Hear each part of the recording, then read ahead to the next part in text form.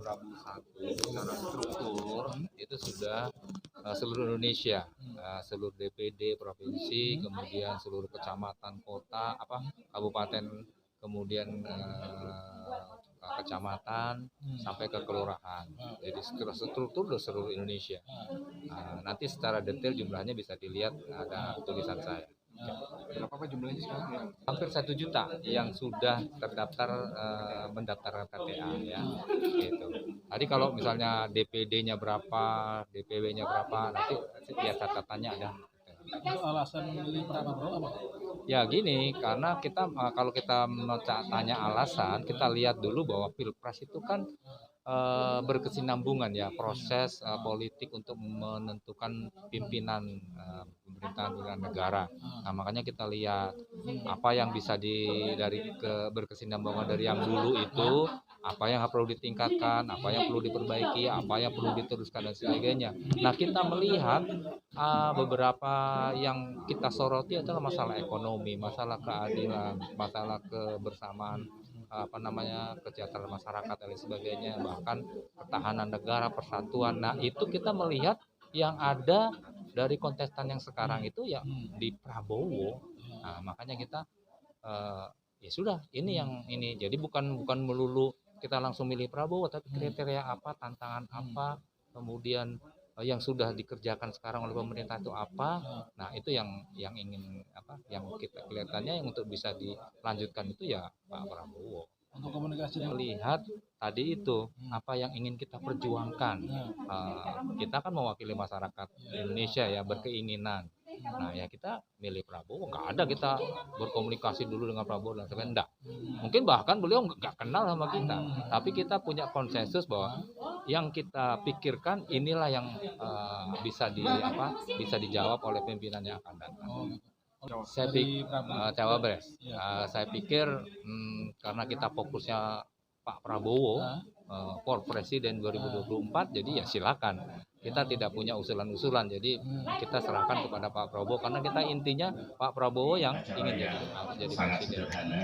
Tetapi di balik ini yang sangat besar dari DPP untuk Bapak Ibu karena telah hadir di banyak juga masuk penyusup-penyusup, dan kita yang bisa saya sampaikan di sini, yang bisa kita lakukan selama membangun organisasi Prabu 1 ini. Jadi oleh sebab itu saya menyadari teman-teman sekalian yang saya hormati, pengurus DPP, memanjatkan puji syukur kepada Tuhan yang Maha Kuasa, Tuhan yang Maha Besar, bahwa kita kesempatan untuk bisa hadir bersama-sama di sebesar-besarnya yang tidak terhingga kepada laporan. Itu bukan laporan ya, saya ngecek itu misalnya saya dapat ada pertanyaan hari itu sampai dini hari terus ya.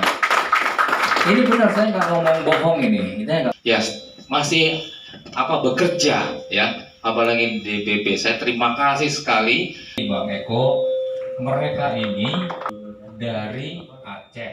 Sahabat-sahabat semuanya kan pastinya pengen tahu apa sih BRP sebenarnya, yang kita ini untuk mensinergikan, mengkoordinasikan dengan orang. Saya nggak pernah jadi bawahannya Bapak.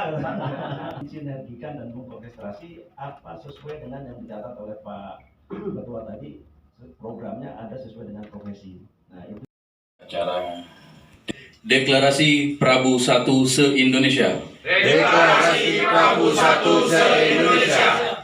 1.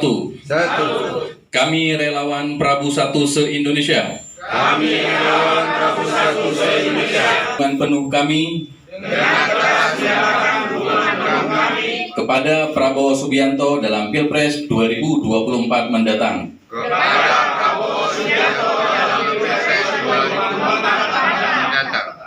Dua, kami berkomitmen untuk bekerja secara maksimal memenangkan Prabowo Subianto pada Pilpres 2024 mendatang.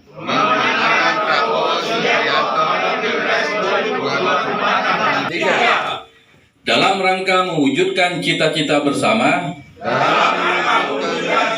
kami berkomitmen untuk secara aktif mendukung kampanye Prabowo Subianto